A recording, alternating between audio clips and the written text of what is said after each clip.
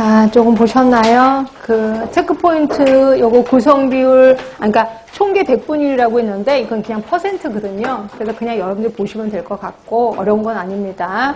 그리고 그 밑에 체크포인트의 구성 비율, 률, 비 이것도 그냥 한 번은 보셔야 되는데 구성 비율은 100%잖아요. 그래서 거기 체크포인트 보시면 주로 100분율의 형태로 표현된다.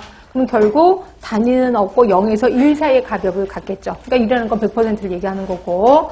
그리고 유병률이 여기에 속한 경우도 많아요. 그러니까 유병률은 아까 우리가 비율에 속한다 그랬잖아요. 근데 어떤 학자들은 유병률은 이건 100%에 속해 구성 비율이라고 주장하는 학자들도 있습니다. 그러니까 여러분들은 만약에 비율이냐 비냐라고 할 때 유병률은 당연히 비율에 속해요. 근데 만약 세 개로 나눠 구성 비율, 율, 비로 나눈다면 당연히 유병률은 구성 비율에 속하는 100%에 속한다. 이렇게 해서 외워두시면 되고요.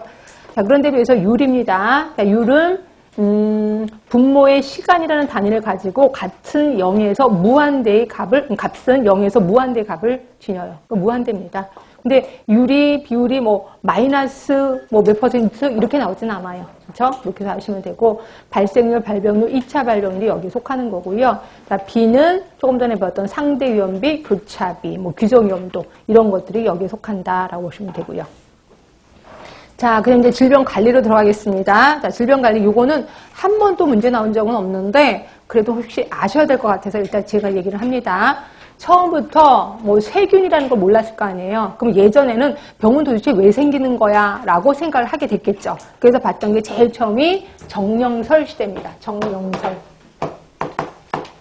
자, 정령설 그 다음이 뭐예요? 정령설 다음이? 네?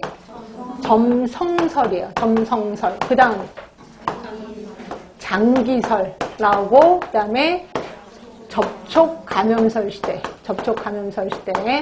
그 다음이 세균학설 시대. 미생물학 시대. 그 다음에 탈미생물학 시대. 이렇게 흘러가게 돼요. 자, 정령설은 정령, 귀신이죠, 귀신. 그래서 내가 나쁜 짓을 많이 하면 나쁜 귀신이 내 몸에 들어와. 그래서 내가 아픈 거는 내가 지금 벌 받는 중이다라고 보는 겁니다. 이게 정령설. 그럼 내가 병 생긴 거를 남한테 자랑했을까요? 안 했을까요? 안 했죠. 숨겼겠죠. 그래서 대부분 병원에 가는 것보다 집안에서 대부분 관리를 했겠구나라고 보시면 되고요. 그리고 점성설 하면은 하늘의 별자리야. 하늘의 별자리하고 내 병과 관련이 있대요. 그래서 우리 집에 굉장히 많이 오랫동안 아픈 분이 계시는데 점성술사한테 가는 거죠. 우리 할머니가 돌아가실까요? 근데 그때 별똥별이 뚝 떨어져. 돌아가실 것 같습니다. 그럼 또 희한하게 돌아가십니다. 이거를 우리는 점성설 시대라고 하는 거고요. 이건 지금도 쓰고 있습니다. 여러분들 저는 처녀자리예요. 천징자리예요. 이렇게 얘기를 하잖아요. 그게 일종의 점성설에서 나왔다라고 보시면 돼요. 그래서 이제 장기설, 우리 장기설 배웠는데 누구죠?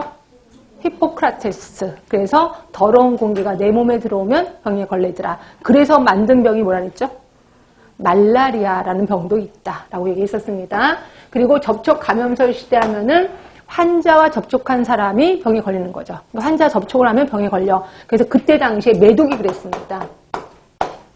혹시 옛날 그 서양 영화를 보시면 마녀라고 들어보셨을 거예요. 그 마녀들이 메독을 갖고 있던 사람이라며. 그래서 그 마녀랑 성관계를 하면 다 메독이 걸리는 거야. 그래서 이제 마녀가 되는 거죠. 그래서 그때 당시에는 마녀를 잡아서 막 족치는 거죠. 말 그대로 너 누구랑 성관계 있어. 그래서 다 불잖아요. 그럼 그 사람을 다 잡아다가 화형에 처했다라고 보시면 됩니다. 하여튼 이게 접촉 감염설 시대고 드디어 균이 발견됐어요. 그래서 세균학설 시대고 지금은 균이 없어도 병이 생기더라. 그래서 탈미생물학 시대라고 보시면 돼. 그래서 이제 단계를 거치는구나. 그래서 넘어가실 거고요.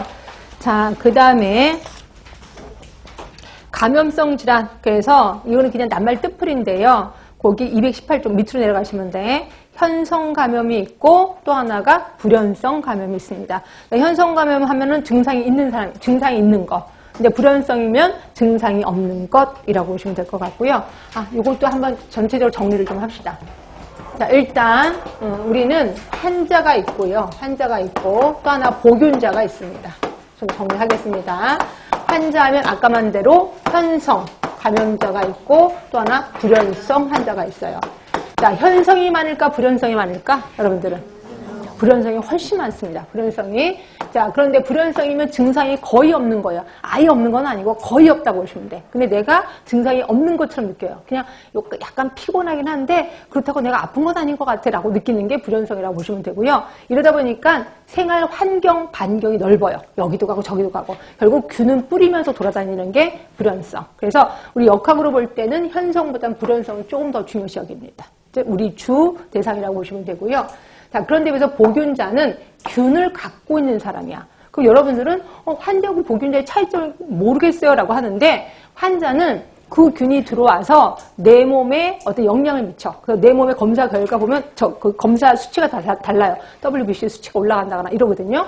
근데 보균자는 그냥 내 몸에 살고 있는 거야. 얘가 아직 내 몸을 어떻게 건드리지 못했어. 그냥 살고만 있는 거예요. 우리 보균자라고 얘기하는 거고요.